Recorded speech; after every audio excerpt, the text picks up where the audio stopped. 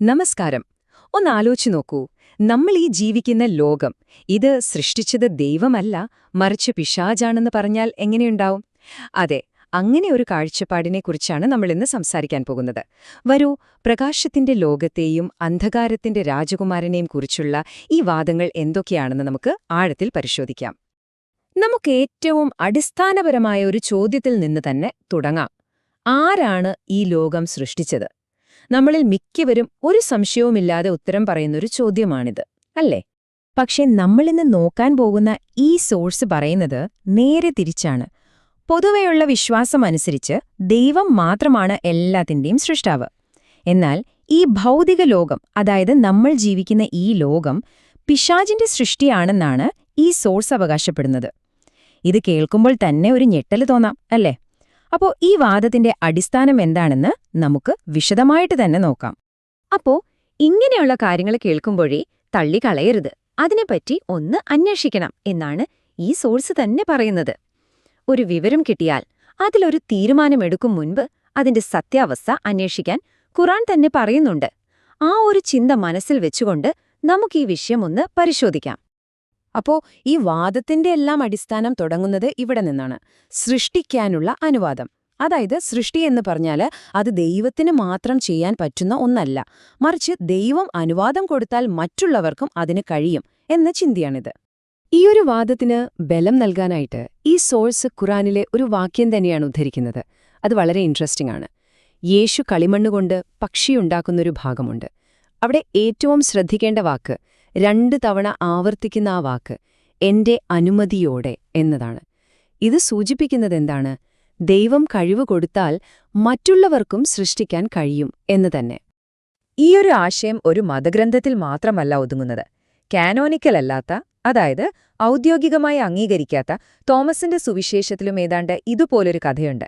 അവിടെയും ബാലനായ യേശു കളിമണ്ണുകൊണ്ട് കുരുവികളെ ഉണ്ടാക്കി ജീവൻ കൊടുക്കുന്നതായി പറയുന്നു.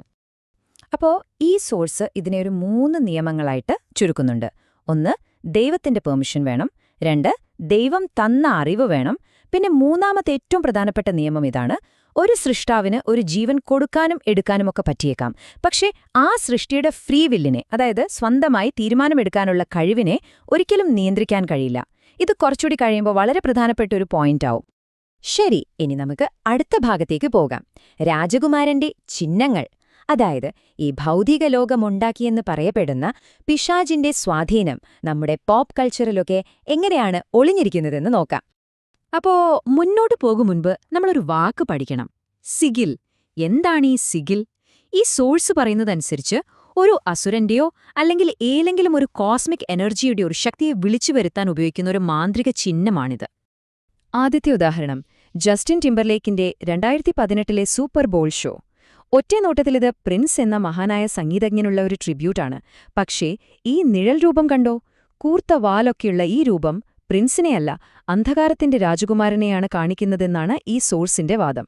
ഏറ്റവും അത്ഭുതപ്പെടുത്തുന്ന കാര്യം എന്താണെന്ന് വെച്ചാൽ, ആ വാലിന്റെ നിഴൽ വരുന്നത് പ്രിൻസിന്റെ ഗിറ്റാറിൽ നിന്നാണ്. ആ ഗിറ്റാറിനാണെങ്കിൽ അദ്ദേഹത്തിന്റെ പേഴ്സണൽ സിഗിലിന്റെ അതേ ഷേപ്പും.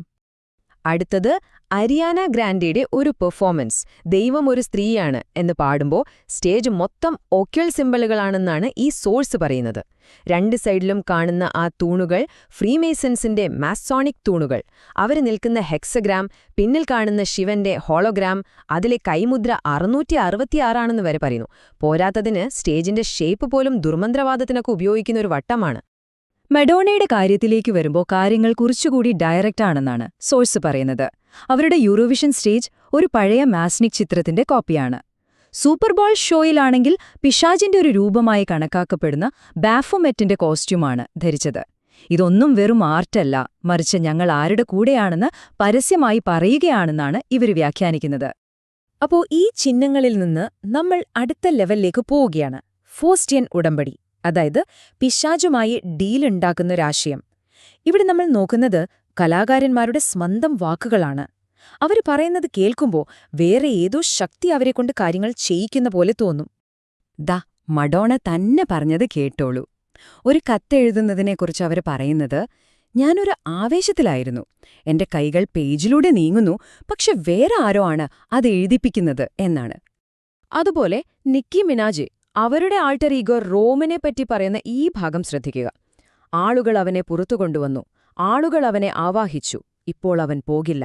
ആവർത്തിച്ചു പറയുന്നത് കേട്ടില്ലേ? ആളുകൾ അവനെ ആവാഹിച്ചു, ഇപ്പോൾ അവൻ പോകില്ല. അതായത് ഒരിക്കൽ ക്ഷണിച്ചാൽ പിന്നെ ഒഴിവാക്കാൻ പറ്റാത്തൊന്നിനെക്കുറിച്ചാണ് ഈ സംസാരം. വേറൊരു ഉദാഹരണം ഡെൻസൽ വാഷിംഗ്ടൺ. ഗ്ലോറി എന്ന സിനിമയിലെ അഭിനയത്തിന് അദ്ദേഹത്തിന് ഓസ്കാർ കിട്ടിയതാണ്.